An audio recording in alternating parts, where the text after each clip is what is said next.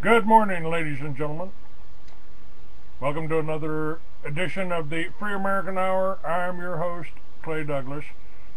And my guest today is supposed to be Phylis Schafly, and I am just trying to get her up right now.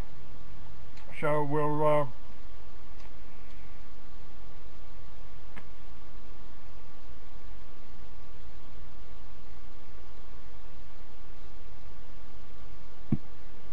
Please leave a message or try my office, 314-721-1213. All right, Phyllis, this is Clay Douglas. Please call me back at 520-413-2397. 520-413-2397. We're scheduled to go on here. And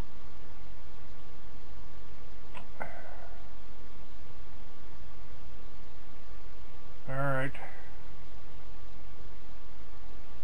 We'll try her again.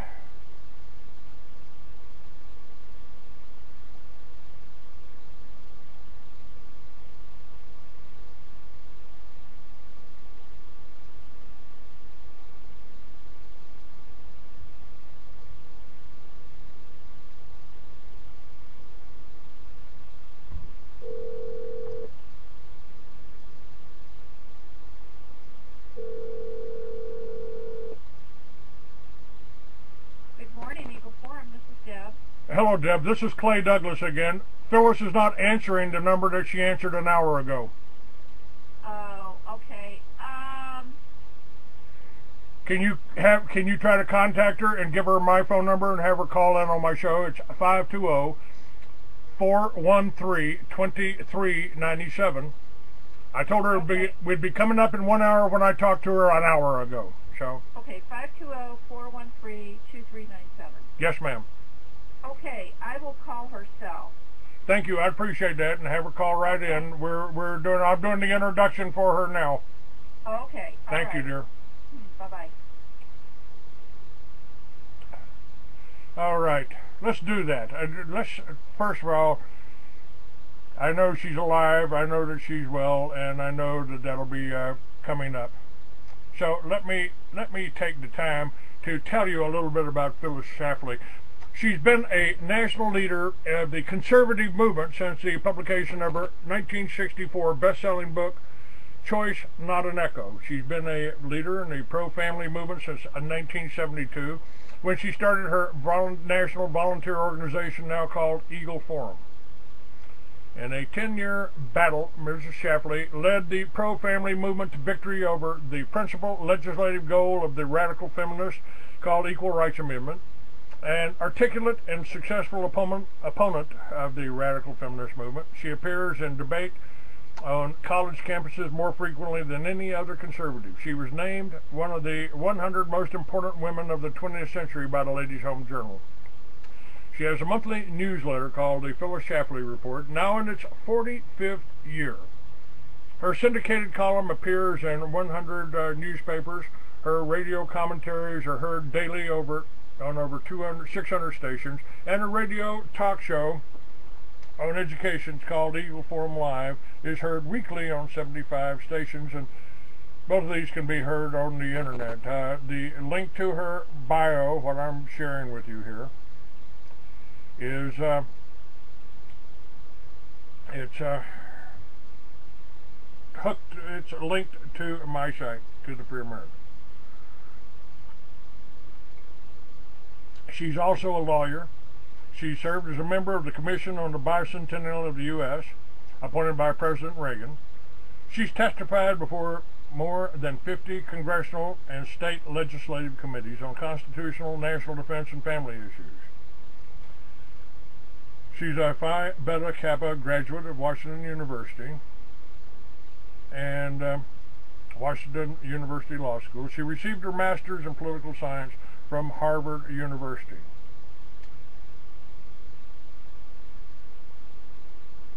All right, let's try her again here, folks.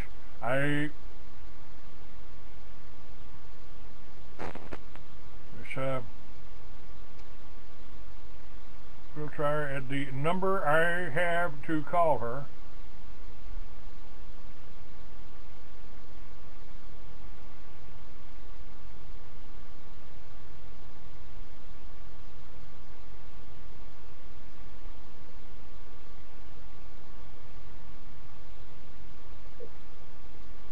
Please leave a message or try my office.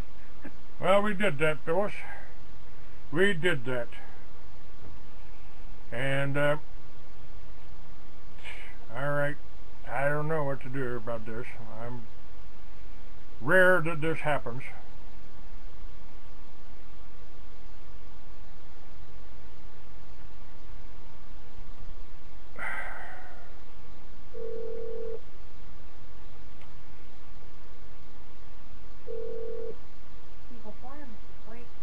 Yes, any luck, dear, getting hold of Phyllis?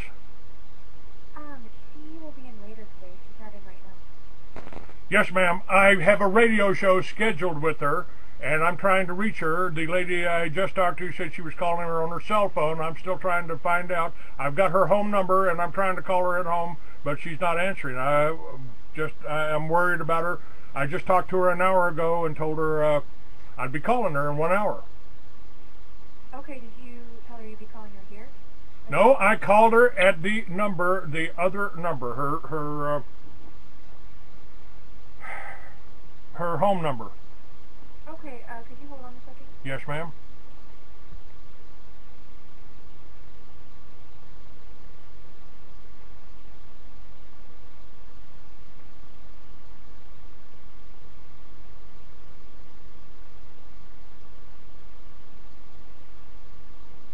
Hi, this is Okay, Deb. I got her. I got her here. I got her here. Thank you. Excellent. Thank you. Okay, Bye-bye.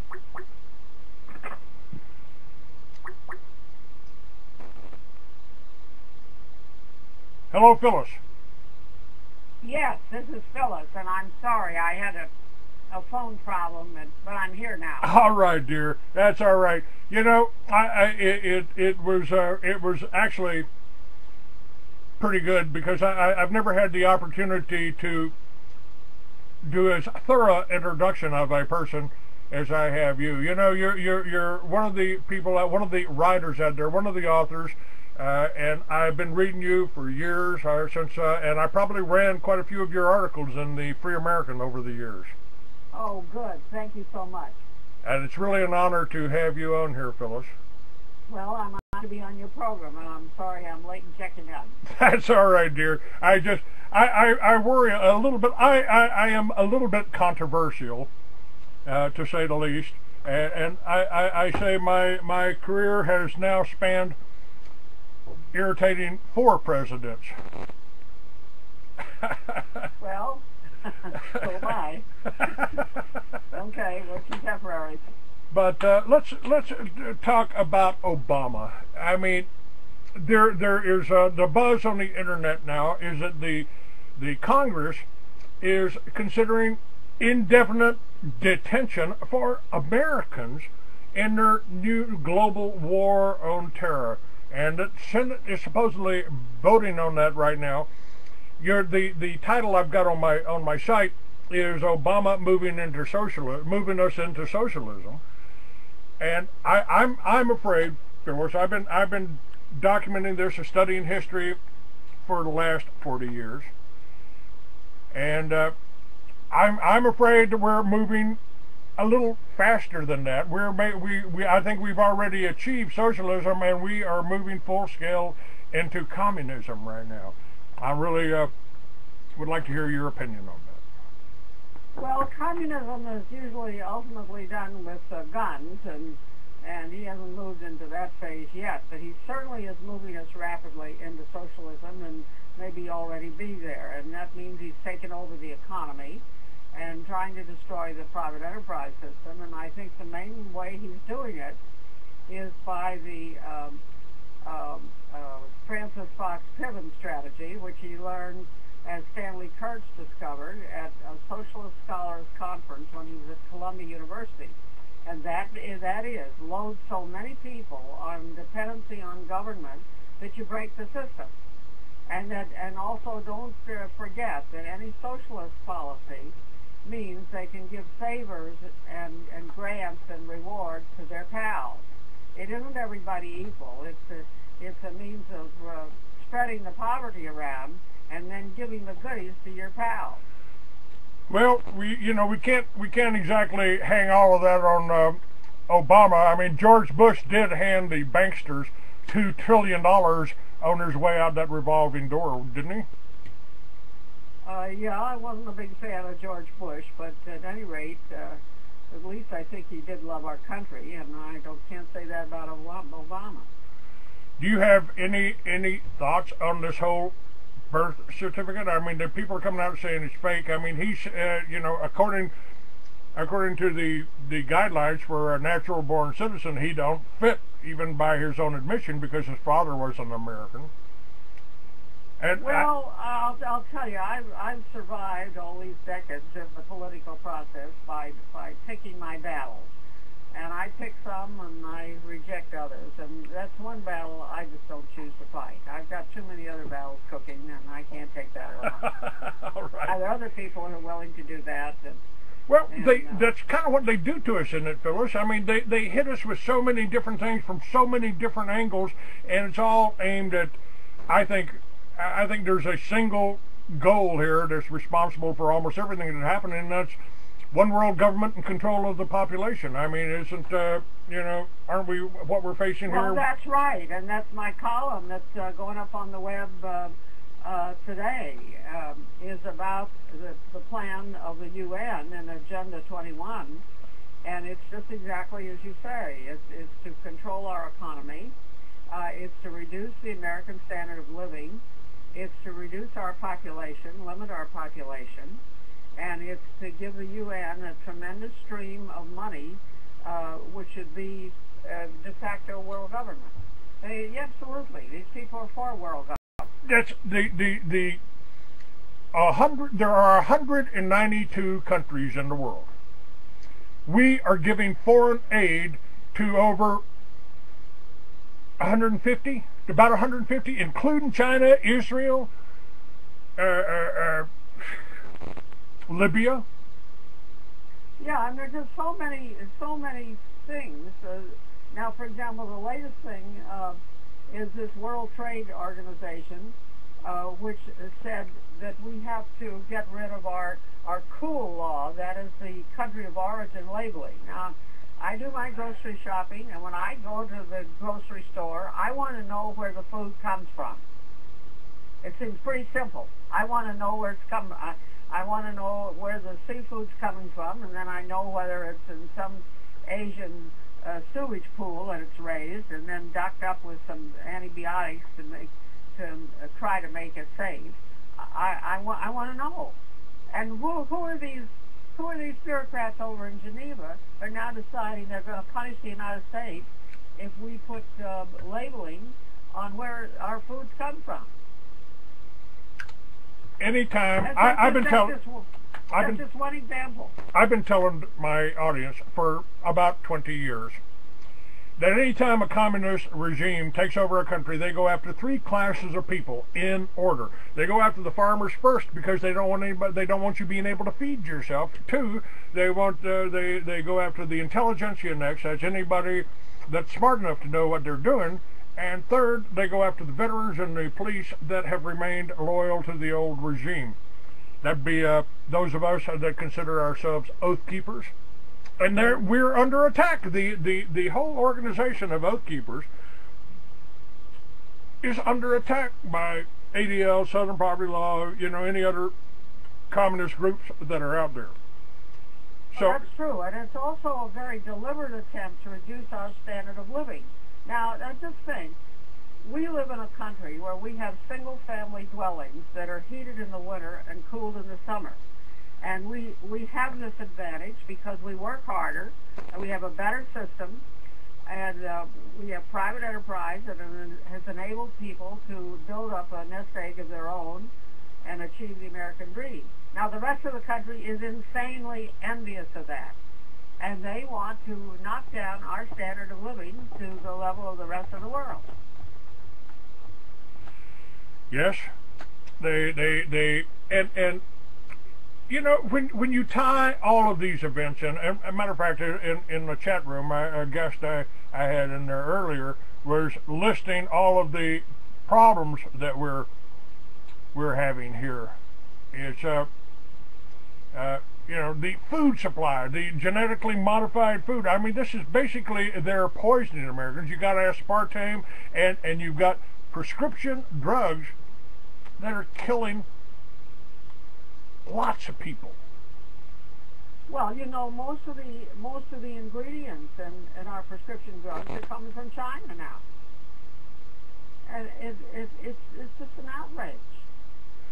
I've got the a sheet here that has the markups of these drugs. They're in the thousands of percent. I mean, they're literally drugging America. Isn't this exactly what England did to China with the opium? They drugged the Chinese, and aren't Americans being drugged and of course dumbed down and programmed by television?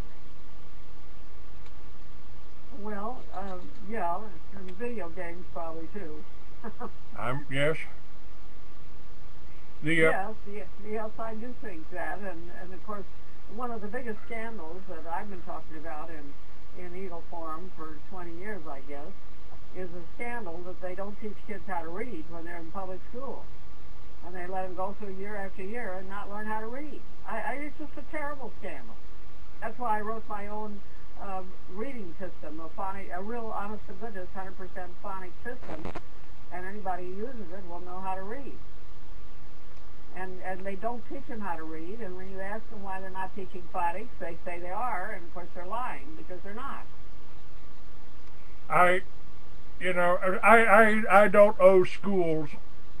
I owe schools very little. My grandfather taught me to read sitting on his lap when I was 3 years old, reading comic books and running his finger over the words. Yeah. Well, so it's the amount of money that they've taken from the American people in taxes that have these pots of money sitting around on tables in Washington, and it's so corrupting that people can hardly resist the money that's sitting there. And another thing I've been talking about recently is the way they are subsidizing non-marriage and the money they are giving to single moms, which discourages and prevents them really from getting married. And so it stands to reason that if the husband and father is not supporting his family, then the women are going to look to Big Brother government to support them, and we now have a 41% illegitimacy. And it's the biggest growing part of our budget today is these handouts to single moms. And it's so wrong. It's taking money away from taxpayers and giving it to non-taxpayers. Well, you know, I'm just working on an article, Phyllis, I call Deja Vu. I mean, it seems like we keep seeing the same things happening over and over and over again. You know, it's like we're never learning from history. And when the as Yogi Berra said, it's deja vu all over again. You know, in the '60s, I think we were actually had a little bit more fun than the Tea Parties and the Occupy. And I want to get your opinion on those too. Again, the oldest tactic in warfare is divide and conquer. And we got the Tea Parties pointing fingers at the Occupy, getting upset because some anti-war group got more public attention than they did. And the Occupy movement, we've got to, you know, at least in Tea Parties and Occupy, we've gotten people out of their chairs and up on the streets and you know, becoming vocal. Hopefully they're being educated by people like you. But isn't the way the press is playing this and covering this, trying to pit the people against the police? Well, I'm sure there's a lot of that, and I think it was encouraged by this enormous coverage they've given to mob overthrow of government in other countries. And some dumb people got the idea that that's the way they can change the government here. And that's not our way. And I'm telling everybody that this election coming up next year is the most important election of our time. So I hope we can get rid of Obama. Anything will be an improvement and call a halt to the socialist advance. Phyllis, I went through the presidential process with a candidate, the first Republican to sign up for the election back in '96. His name was Charles Collins. Didn't you meet Charles? Oh, probably. I can't remember, but... The problem was that every time he got up to speak and talk about buying back the Federal Reserve or closing the Federal Reserve, doing basically the same thing Kennedy did with Executive Order 1110, that got him killed. They cut off the cameras. They shut the cameras off and pointed them at the ground. How can we possibly find somebody to run for president if they only put up the controlled candidates, the socialist or the communist or whatever you want to call them? It doesn't seem to be. I'm not quite sure where the difference between communism and fascism and totalitarianism and dictatorship. I don't know where the dividing line is there. I suspect they're all the same. We still have what's left of the Constitution that they haven't cut up yet, and it's enough to get ourselves back on the right track. I just urge people to line up and recognize the importance of the election next year and send a new crowd in. Well, and I also urge people to go on my website, eagleforum.org, and then you can get a lot more information on these subjects we're talking about. Phyllis will be up on freeamerican.com, and I appreciate if you have your staff send out copies of the show or links to the show. I've got your sites linked there, Eagle Forum. So okay, well, thank you very much. And it's. What was your stance? What was your stance years ago when they brought in NAFTA and GATT? I mean, I was pretty upset about it. I opposed both of them. I'm opposed to giving any bunch of bureaucrats control over our economy or anything in the United States. And GATT has been GATT was put through in a kind of a slimy deal in the lame duck session, and now they've used NAFTA to bring the Mexican trucks on our highways. That's another thing that really irritates me, because I do drive on highways and I don't want to see any Mexican trucks there. We know they don't speak English. We know they don't abide by our safety regulations, and even Bill Clinton and George Bush kept out the Mexican trucks. But Obama's let them in. They've started coming in. And we let him get by with his deal that he sent his Secretary of Transportation down to Mexico to make with some Mexican bureaucrats. And they've started coming in.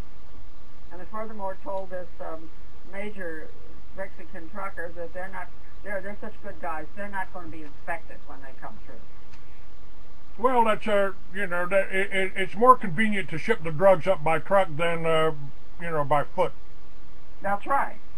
And that's exactly now. Now let me ask you about that. And I have a book out. It's called Mystery Babylon.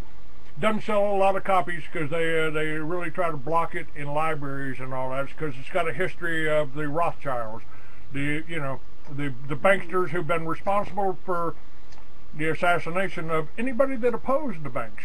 They attempted it with Andrew Jackson. They did it with Lincoln. They did it with Kennedy, and a whole list of other people.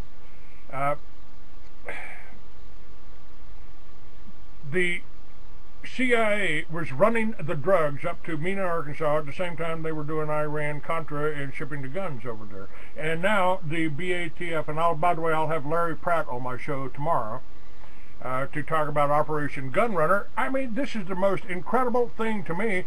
We've got the BATF, the same people that were responsible for attacking a church in Waco, the same people that were responsible for, I think, because since none of them were in the federal building when it blew up, they were just conveniently standing across the street to tell us how it blew up.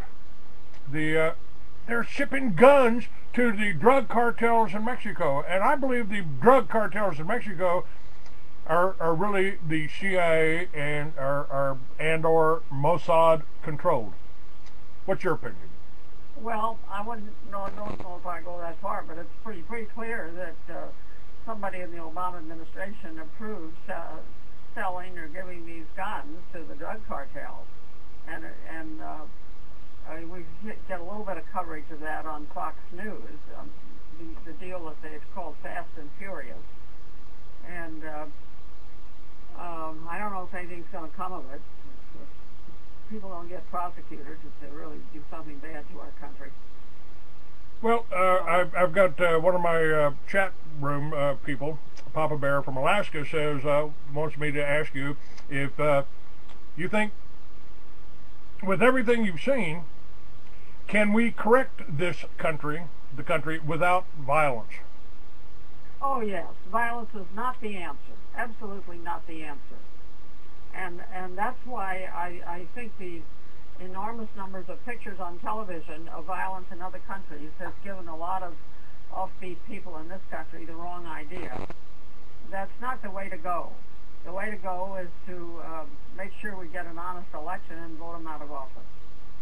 And I think we can do that. We've made a start in some of the recent elections, but we've got to elect some more fighters who are willing to stand up to the establishment and then really cut the money off. For starters, they ought to at least cut the money to the level that it was before Obama went into office. That would be a good starter. Just slash it to where it was before he went into office. So what about the wars we bought? We haven't been in a real war for 40 years, 50 years. Well, I think this Libya war is the dumbest war we've ever been in. And there's no indication that we have improved the situation.